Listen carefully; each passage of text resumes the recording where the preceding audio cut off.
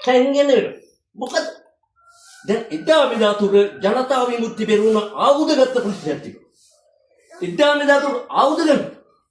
ගෙදර ඉන්නන්නේ කෙලේ ඉන්නන්නේ. මේ මහත්මයානේ මොකද්ද අපිට තියෙන එකම අරමුණ? එක්ක උඹලා එක්ක අපි. එක්ක උඹලා එක්ක අපි. එහෙම තමයි වෙන්නේ.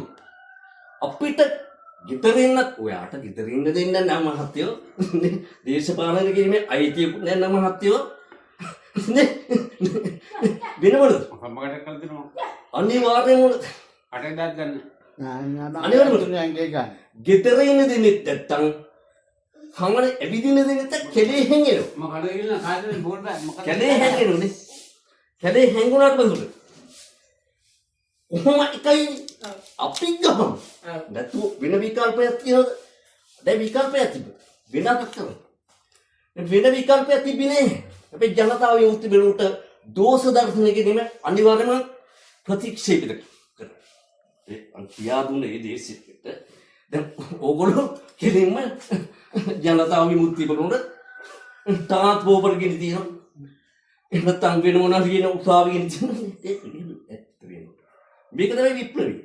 මොකද විප්ලවය මහ වෙන තපින්න. මුන්ට වෙනද සටන් කරන කොල්ලෝ විතර නෙවෙයි ගෙල්ලෝ. මෙන්න මේ කුටියුන් ගෙලිල්ල. මේ මම කතා කරන්නේ මේ කුටියුන් ගෙලිච්චා. එක්කෙන තියෙද. හොඳම මේ මිනිස්සු ගෙලිච්චා. අනර කුටියුන් ගෙලිල්ල බැරුව යකෝ. මං ගෙනියන එක හරි. මං ගෙනියන එක හරි. උලන්නේ අය අපංගයි යන්නේ බිල් එක කපුව. මොකද බිල් කපලා ජනතාව විමුක්ති පෙරමුණ මතට හැටෙවුවා. හැබැයි ඊවගෙන් දින්දනේ ඇයි මුංගේ පෙනල්ටිය දාතක. මුංගේ පෙනල්ටිය තමයි ආරක්ෂා කරන්නේ. මොකද අපි සෞදේ පෙනල්ටිය කියලා කියන්නේ මෙන්න මේ ධනවාදී දේශපාලන ආරක්ෂා කිරීම සඳහා පමණමයි ඔය සිරු ප්‍රවැක්ටිය. මෙන්න මේ කාලකන්ණි දේශපාලන නිර්මාණයක් කළා. කවුද? ජේ.ආර්. රාජපක්ෂ එක සෙට්. දැන් අපි දැන් රනිල් වික්‍රමසිංහ බැංකුවට ගහුවා. මේක තමයි ආර්ථික.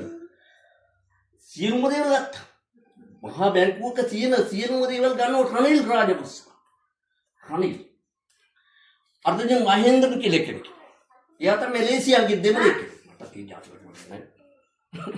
කියන්නේ නමුත් රනිල් වික්‍රමසිංහ උන්නේ හැගෙන් අහනවා අපිව මං අහනවා රනිල්ගේ විතර ප්‍රශ්න ඔබට පස්සේ කියනවා කෝ එයා කියලා.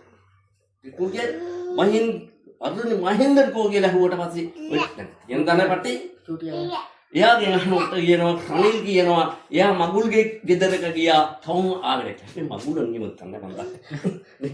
ඒ කියන්නේ මහා බැංකුවට ගහපු ගහීල තමයි මේක ආර්ථික අගුලේ. කුස්සියක උන හොරෙන් ගන්නවා නම් ගෑනු ඔයා හිතන්න කොහොමද කියන්නේ.